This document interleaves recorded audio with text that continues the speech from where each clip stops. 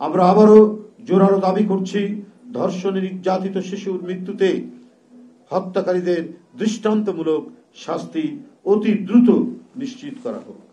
সম্প্রতি মাগুরায় বোনের শ্বশুর বাড়িতে শ্বশুর কর্তৃক 8 বছরের শিশু আসিয়াকে ধর্ষণ এবং কয়েকদিন চিকিৎসারত থেকে গতকাল তার মৃত্যুবরণ সারা জাতিকে বিমূঢ় বেদনায় বেদনার্ত করেছে। এই মর্মান্তিক ঘটনায় সারা জাতির চোখ অশ্রু সজল। দীর্ঘ দুঃশাসনের মানবিকতা, নৈতিকতা, ন্যায্যতা, ন্যায় বিচার অদৃশ্য করেছিলেন শেখ হাসিনা। অপকর্মকারীরা অধিকাংশই ছিল শেখ হাসিনার দলের লোক, কারণ এরা জনসেবার চেয়ে আত্মসেবাকেই বড় করে দেখেছেন।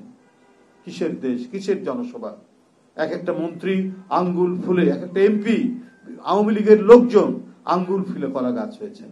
একজন ছাত্র নেতা সে 2000 কোটি টাকা পাচার করে, ছাত্রলীগের এক নেতা। এই ধরনের অসংখ্য ঘটনা ঘুরি। যে দেশে দুর্নীতি, যে দেশে টাকা পাচার হয়, সেই দেশে নারী শিশু নির্যাতন তো একটা স্বাভাবিক ঘটনা।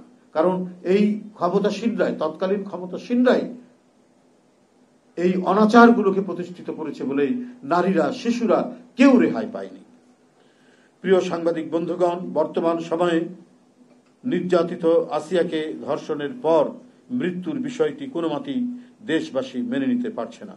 বর্তমান শাসনকালে মানুষের প্রত্যাশা ছিল সারা জাতিতে তৃণমূলে অতি দ্রুত আইনের শাসন বলবৎ, কিন্তু প্রশাসনের শ্লথ ও ঢিলেঢালা আচরণের কারণে সমাজে দুষ্কৃতিকারীরা নানাভাবেই আশকারা পাচ্ছে।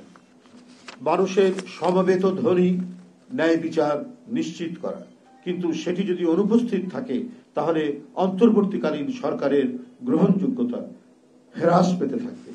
আইনের শাসনের শক্ত কাঠামো তৈরি করা হলেই ন্যায় বিচার নিশ্চিত হবে।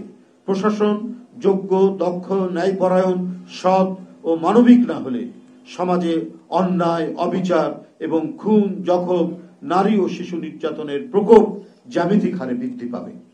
এটাই দেশে দেশে, যুগে যুগে বিভিন্ন সমাজে আমরা সেই দৃষ্টান্তই দেখেছি, সেই উদাহরণগুলোই দেখেছি।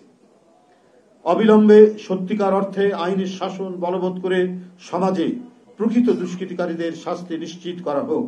আমরা আবারও জোরালো দাবি করছি, ধর্ষণে নির্যাতিত শিশুর মৃত্যুতে হত্যাকারীদের দৃষ্টান্তমূলক শাস্তি অতি দ্রুত নিশ্চিত করা হোক। বন্ধুগণ, বাংলাদেশ জাতীয়তাবাদী দল দেশব্যাপী নারী শিশু নির্যাতন, ধর্ষণ ও হত্যার ঘটনাগুলো তথ্য সংগ্রহ, নিপীড়িত নারী ও শিশুদের আইনি এবং স্বাস্থ্য সহায়তা দেওয়ার জন্য একটি সেল গঠন করেছে। এই সেলের নাম দেওয়া হয়েছে নিপীড়িত নারী ও শিশুদের আইনি ও স্বাস্থ্য সহায়তা সেল।